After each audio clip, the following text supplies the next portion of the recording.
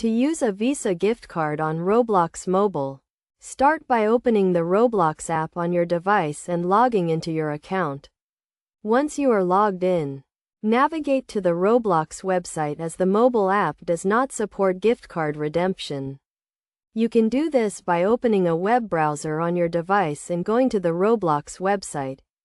Sign in to your Roblox account on the website if you are not already signed in.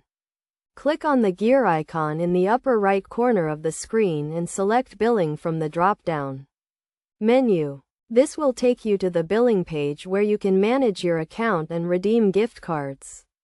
On the billing page, click on the Redeem Card button. Enter the gift card number and the PIN, which can be found on the back of the card or in the email if it is an e-gift card. Make sure to enter the correct information as incorrect entries can result in the gift card not being redeemed. After entering the gift card information, click on the Redeem button to add the funds to your Roblox account. The funds will be added to your account and can be used to purchase Robux or items from the Roblox catalog. It is essential to note that Visa gift cards can only be redeemed on the Roblox website and not on the mobile app. Also, ensure that your Visa gift card is not expired and has sufficient funds to make a purchase.